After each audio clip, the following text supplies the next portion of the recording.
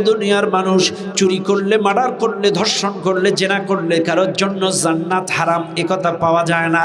কিন্তু শুনে নেন, দুনিয়ার মানুষ তওবার মতো তওবা করলে আল্লাহ মাফ করে দিতে পারে, কিন্তু শিরিক যদি কোনো মানুষ করে তার জন্য আল্লাহর জান্নাত হারাম।